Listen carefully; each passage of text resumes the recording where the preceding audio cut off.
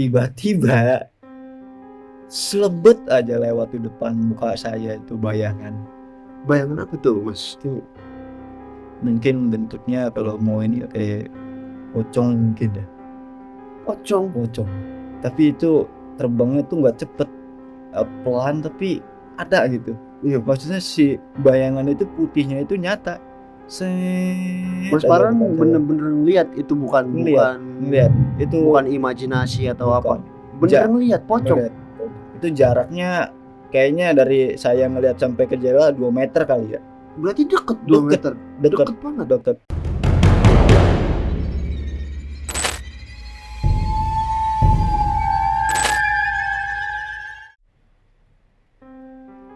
Halo Mudik Squad, Gimana kabarnya? Semoga kabar kalian dalam keadaan yang baik-baik aja dan dalam perlindungan Tuhan Yang Maha Esa.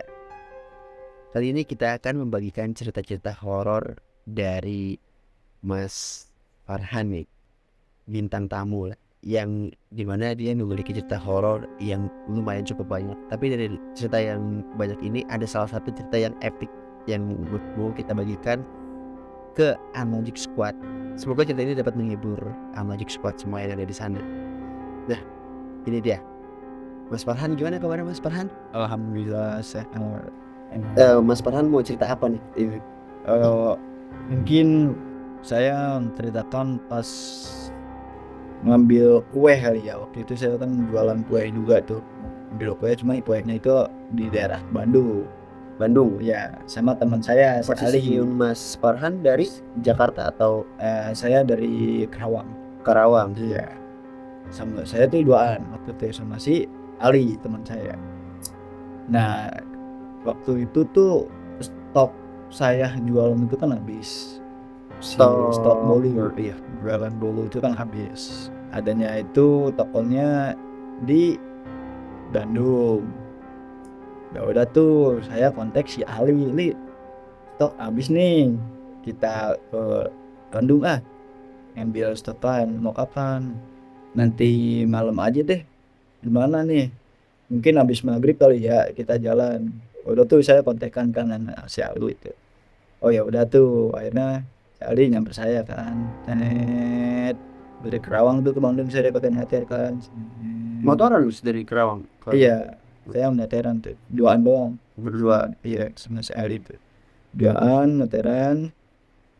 Nah, tadinya itu saya pengen habis ngambil kue di Bandung terus pulang lagi.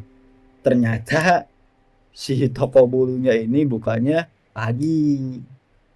Udah terlanjur nyampe Bandung itu kurang lebih saya jam 11 malam kan. Oh, Mas Farhan mikir nih 24 jam nih toko kue bakal buka gitu. Iya. Biar pulang hari gitu. Pulang hari, nggak taunya tutup malam itu, bukanya pagi, subuh jam 4 pagi baru dibuka ya. Nah, di situ saya bingung kan antara mau pulang atau saya mau nginep tapi bawa uang pas-pasan kan waktu itu buat modal beli kue. Nah, si Ali ini teman saya punya saudara nih. Gimana kalau kita mampir ke saudara saya, ke saudaranya si Ali itu kalau nggak salah Mas Aldi kan, Mas Aldi. Ya udahlah, nggak apa-apa, yuk kita caw tuh. Itu posisi saya masih di Bandung tuh jam 11 kan. Kita ke arah Lembang, kalau misalnya ke arah Lembang, ke atasnya memang saya lupa, pokoknya ke sana. Kalau namanya si Mas Aldi ini sama si Ali nyampe di rumahnya itu jam setengah 1 atau jam 12 malam, saya lupa. Udah nyampe, perjalanan jauh juga kan dari Karawang, badan capek mungkin palmus. Ya udahlah kita nyari makan lah biasa sama si Alili, nyari makan yuk. Udah tuh kita nyari makan. Nah, bisa makan itu, jadi si Mas Ali ini punya rumah. Nah, rumahnya itu bekas almarhum neneknya si temennya Mas Farhan ini. Iya, Mas Ali. Si Mas Ali. Jadi rumahnya itu masih ditempatin tapi kosong. Maksudnya isinya kasur tuh ada. tapi nggak ditempatin. Tapi neneknya gitu. ini ada posisi. Udah meninggal. Oh, udah meninggal. Nah, di situ saya agak gimana gitu ya, serem Iya. juga gitu. Rumah udah peninggalan neneknya, tapi kita tidur di situ, istirahat di situ. Saya pemikirannya mah namanya anak muda kan waktu itu. Saya nyari makan kalau masih Ali, ya udah kita nyari makan pecel lele tuh ke depan. Habis cari makan, nah, si Ali ini buka pintu. Si Ali, Han, gue mau ke WC dulu tuh kata si Ali. Ya udah tuh teman saya si Ali ke WC kan. Itu posisi ruang ini kan kamar nih, ruang tamu ya, ada ruang tamu, terus kamar, terus di sebelah depannya tuh kamar lagi, nah ada ruang tengah. Nah ya, yang saya kagetin ruang tengahnya itu kan ada hordeng tuh jendela, cuman si jendelanya itu nggak ketutup, kebuka. Itu Posisinya kebuka lebar, Oh, jendela emang kebuka. Jadi Iya. angin masuk gitu. angin masuk. Kan rumah-rumah zaman dulu kan kayak ada jendela yang sela-sela gitu, itu bukan jendela yang belakang. Jadi gini, Hmm. Logic Squad. Jadi kalau misalkan zaman dulu tuh sistemnya bukan kayak jendela kusen yang kotak-kotak gitu. Nah, Jadi iya. jendela yang dimana kaca-kaca sekat gitu, Mm-mm. yang bisa dibuka atas bawah gitu. Iya, Gitu kan ya, Mas? iya. Nah di situ saya ya mungkin lihat sekitar gitu kan, rumah bagus tapi nggak ada yang penghuninya gitu, TV apa ada. Nah saya pas lihat jendela itu lagi ngeliat kan posisi rumah itu sebelah belakangnya itu hutan kayak pegunungan gitu. Berarti bener-bener rumah itu Di belakangnya atas, ngeblong iya, gitu. di atas gunung waktu itu ngeblong. Nah sebelah kiri itu yang jendelanya kebuka itu, bawahnya itu sawah, terus kesononya gunung ini, gak tahu saya gunung apa namanya. Saya lihat di situ kan cernet selimut, tiba-tiba selebet aja lewat di depan muka saya itu bayangan. Bayangan apa tuh, Mas? Itu mungkin bentuknya kalau mau ini kayak pocong mungkin ya, pocong. Tapi itu terbangnya tuh nggak cepet, pelan tapi ada gitu. Iya. Maksudnya si bayangan itu putihnya itu nyata. Mas Aja Farhan depan saya. bener-bener lihat itu bukan Ngeliat itu bukan imajinasi atau bukan. apa. Bener ngelihat pocong. Ngeliat. Itu jaraknya kayaknya dari saya ngelihat sampai ke jendela 2 meter kali ya. Berarti deket 2 meter. Deket banget. Deket. Itu saya sampai shock juga, maksudnya kayak itu apaan tuh ya, saya mikirnya gitu, itu apaan tuh, itu yang lewat depan saya apaan ya gitu aja. Saya sawan tuh gitu pas lihat itu. Terus teman saya kan si Ali, Bang makan lah. Nah di situ saya kayak udahlah, mungkin capek atau gimana kali ya kan, saya nggak mikir macam-macam tuh di situ. Soalnya dari jauh yang saya pikirkan pagi nih beli kue gitu, gak mikirin aneh-aneh. Di situ kan di rumah itu kamar ada 2. Selesai makan kita istirahat lah, kurang lebih jam 1, jam setengah 2 itu lah. Tapi akhirnya Ali ini bilang nih, Han, kalau saya tidurnya mau berdua atau mau sendiri-sendiri nih. Awalnya oh ya udahlah sendiri-sendiri aja. Nah, akhirnya saya di kamar depan, si Ali di kamar belakang. Ya udah tuh saya tidur, posisi hujan tuh. Hujan. Rintik-rintik hujan. Posisi gerimis rintik-rintik. Tuh hening banget suaranya. Hening. Pas jam setengah 2 itu, setengah 2 malam ya. Harusnya kan ada suara hujan, Bos. Iya, maksudnya pas suara rintik-rintik itu kayak hanya suara hujan aja, nggak ada gitu. kodok, nggak ada jangkrik, kayak Suara tetesan air iya, aja. hening banget, sepi. Itu waktu itu saya jarang lah dengar kayak gitu di kota. Paling kan kalau jam-jam kayak gitu kodok, jangkrik dan biasa. Tapi itu benar-benar hening, Mas. Hening kayak gitulah. Udah tuh saya nggak mikirin apa-apa. Udah matiin aja tuh lampu kan. Kalau matiin lampu, nah pas saya matiin lampu itu di kamar kayak ada sosok tinggi gede merhatiin saya terus. Tinggi gedenya tuh bisa dispesifikasiin nggak, Mas? Kayak bentuknya tuh apa, kayak apa gitu. Tapi nggak tahu ya, di pikiran saya itu Pocong tinggi gede, iya, putih. nggak tahu, pokoknya kan lampunya kan gelap. lampu itu posisi gelap, saya pakai selimut.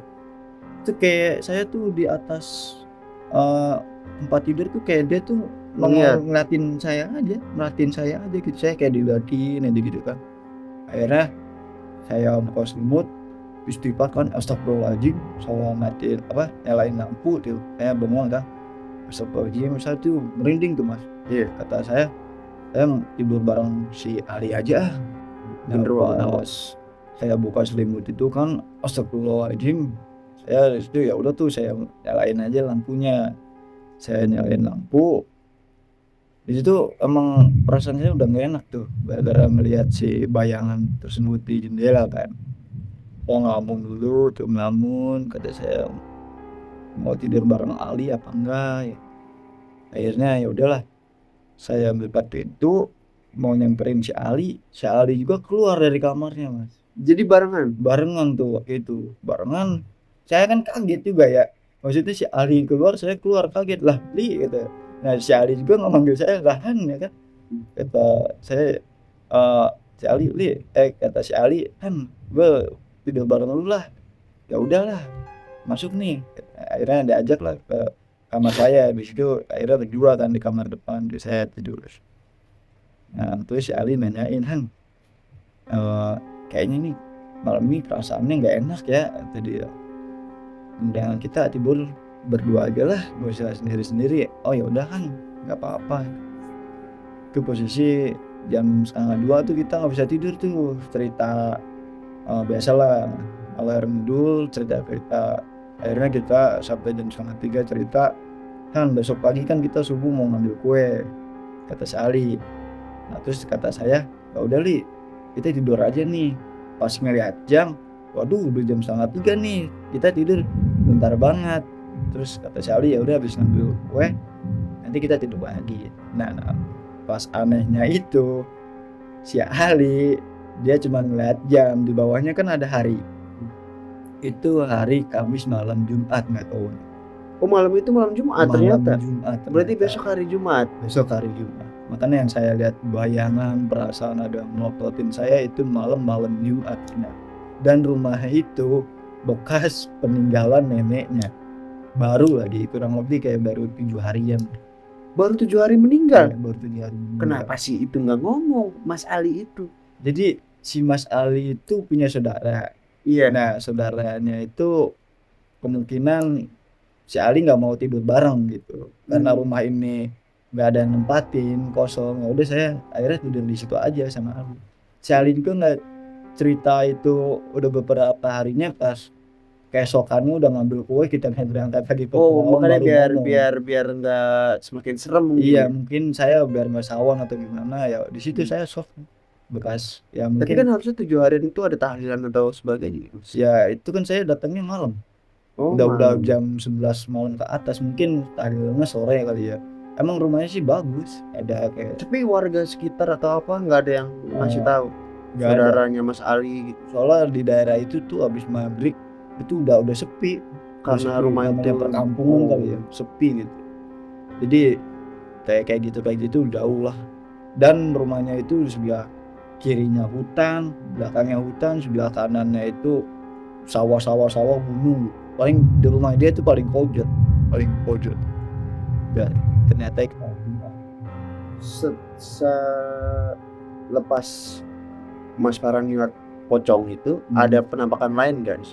Nah, jadi pas saya paginya saya nggak ngeliat penampakan, tapi ada yang merasa aneh waktu itu sama diri saya. Jadi paginya itu sebelum ngambil kue dulu, saya biasalah lihat pemandangan indah kayak gunung, sawah gitu kan. Itu kan di belakangnya ada pintu dapur ya. Nah dari pintu dapur ini ke bawah itu kurang lebih 1,5 meter lah, ada tangga gitu. Jadi ke bawah itu kayak kebun-kebun, terus sawah depannya kayak gitu kan. Di situ saya lagi ambil sendal, pegangan kan, ambil sendal, pas mau turun badan saya kayak ada yang Dijorokin Mas Farhan. Intinya saya Jatuh? Enggak, kayak joroginnya tuh untungnya ke pintu. Jatuhnya saya ke pintu, bukan ke bawah. Kalau ke bawah mungkin ya nggak tahu lah kaki saya kesleo bisa ya kan tinggi banget itu. Jadi posisinya tuh tangga terus bawahnya batu-batu trik-trik kayak gitu. Berapa meter kira-kira dari atas pulau? 1,5 meter kayaknya ya. Tinggi juga, tinggi lumayan lumayan tinggi lah gitu. Di situ kayak digorokin tuh kerasa buk gitu kalau badan saya. Mungkin masih ada Ya, almarhumah mungkin ya di situ ya. ya Karena masih belum 40 hari ya. kemungkinan kan saya juga kan di situ orang baru kali ya. Oh, Entah kurang senang sama saya atau di mana sama saya. Tapi alhamdulillah di situ saya nggak yang frontal macam-macam. macam-macam. Tapi bercanda-bercanda mah ada lah di rumah itu. Ya mungkin di situ lah. Gitu. Udah sih itu dia sih dari pengalaman saya pas ngambil kue di Bandung. Tapi yang lebih parahnya itu ya itu saya lihat Melihat pocong itu. di depan muka saya. Jelas itu masih terbang deh. Nah, itu dia Unlogic Squad, pengalaman dari Mas Farhan terkait rumah, bisa dibilang rumah nenek dari temennya Mas Farhan ini, Mas Ali. Cuman kesimpulannya, Mas Farhan ini ngelihat hantu pocong, wallahualam itu siapalah ini. Dan Mas Ali ini nggak ngomong nih sama Mas Farhan kalau ternyata neneknya baru aja meninggal gitu. Iya. Nah, pesan-pesan dari Mas Farhan deh buat Unlogic Squad apa? Pesan-pesannya ketika kita mungkin bertamu di rumah orang itu jangan asal ucap bercanda atau gimana kali ya. Maksudnya yang sopan aja di situ. Saya waktu itu bercanda juga sih. Maksudnya nggak orang baru lah di rumah itu dia nggak tahu yang ditampakin tuh siapanya kali kayak gitu. Intinya mah sopan aja kalau kita bertamu gitu. Nah, itu dia Unlogic Squad, pesan dari Mas Farhan. Mungkin Unlogic Squad di sana ada punya cerita yang serem ataupun apapun itulah yang menurut Unlogic Squad ini menarik, bisa kirim langsung ke email yang ada di deskripsi kita nih. Terus dukung channel ini biar channel ini berkembang agar kita mendapatkan cerita-cerita horor yang sangat menarik. Dukung channel ini agar kita mendapatkan cerita-cerita horor menarik lainnya. Jangan lupa nih untuk di like, subscribe, komen nih sebanyak-banyaknya. Lalu di share ke teman-teman kalian. Nah, mungkin itu aja cerita dari Mas Farhan untuk menemani malam kita kali ini. Assalamualaikum warahmatullahi wabarakatuh.